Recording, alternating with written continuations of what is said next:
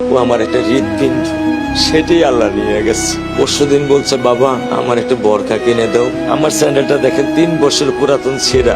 কিছুই চাই না, বিচার আপনারা করতে পারবেন না। আপনাদের এই রামিসার সেলাই করতে গিয়ে আমার প্রায় 30 মিনিটের উপরে, মানে ফুল কমপ্লিট করতে আমার 30 মিনিটের উপরে সময় লেগেছে। প্রায় 100টার উপরে ওটা সেলাই লেগেছে।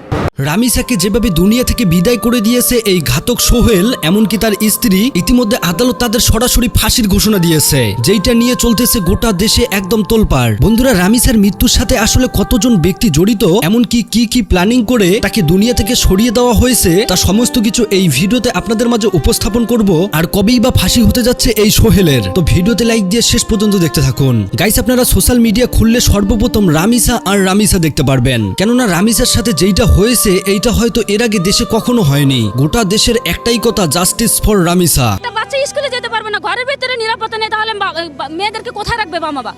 একটা যদি ফাঁসি হয় বাংলাদেশ থেকে, আপনি মনে করেন যে একেবারে নাই হয়ে যাবে। একজনকে ফাঁসি দরকার। এমন একভাবে আইন হোক যাতে এই সমস্ত জিনিস, এই রকমের নরপিশাচ কাজ করার জন্য মানুষ আতঙ্কিত থাকে। রামিসার বাবার এক একটা চোখের পানি যেন গোটা দেশকে কাঁদাচ্ছে। মেয়ে হারিয়েও যেন তার বাবা বিচার চাইতেও ভয় পাচ্ছে। বন্ধুরা, রামিসার যখন স্কুলের টাইম হয়, তখন সেই সময় এই ঘাতক সোহেলের বউ রামিসাকে ডেকে আনে তার ঘর থেকেই। এমনকি সোহেলের স্ত্রী রামিসাকে সরাসরি তার স্বামীর কাছে তুলে দেয়। আর শেষ পর্যায়ে এই ঘাতক সোহেল তার সাথে যে অনাকাঙ্ক্ষিত ঘটনাটা ঘটানোর পর মেয়েটা অজ্ঞান হয়ে যায়, আর তারপরেই তার নিথর দেহ ছিন্ন বিচ্ছিন্ন করে। মানে বিষয়টা ভাবলেই যেন চোখে পানি চলে আসে। নিজের মায়ের মতো ছিল সোহেলের স্ত্রী রামিসার কাছে, সেই মাই তার মেয়েকে তুলে দিল এক ঘাতকের হাতে। দরজা ভাঙার পরে যখন দরজা ভাঙছে তখন ওই মহিলা চলে মানে মহিলার যে জামাই হাজবেন্ড সোহেলটা না তখন পালাইছে জাংলা দিয়া। রামিসার মা নাকি রুমের থেকে এই পাশের ফ্ল্যাটে চিৎকারের শব্দ পাইছে, তা মনে করছে যে এই পাশের ফ্ল্যাটে একটা বাচ্চা আছে, ছোট।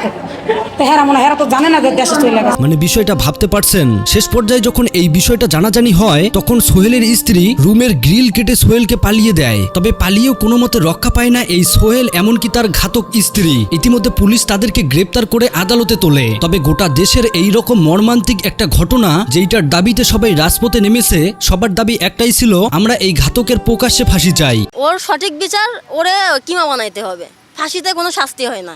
আমাদের আর কোনো প্রশ্ন নাই ভাই, এত প্রশ্ন নিয়ে কি করবেন আপনারা? 10টা সাংবাদিক 10 জায়গা ভিডিও করেন, কিন্তু বিচার পাইছেন? কিন্তু ইতিমধ্যে বিএনপি ক্ষমতায় আসার পর থেকে মানুষকে শুধু সান্ত্বনা দিয়েছে, কিন্তু কোনো কাজ করেনি। দেশে দুর্নীতি বেড়ে যাচ্ছে, কিন্তু এইটা সঠিক বিচার হচ্ছে না। তবে ইতিমধ্যে তারেক রহমান সেই সোহেলের প্রকাশ্যে তার সর্বোচ্চ শাস্তিটা চেয়েছে সবার সামনেই। তবে সবার দাবি একটাই, কেন এই ঘাতক সোহেল এতদিন জেলে থাকবে? তাছাড়াও এই বিষয় নিয়ে আবার পাশের রুমের এই মহিলাটি কি বলল, সরাসরি সেই ভিডিওটা দেখুন।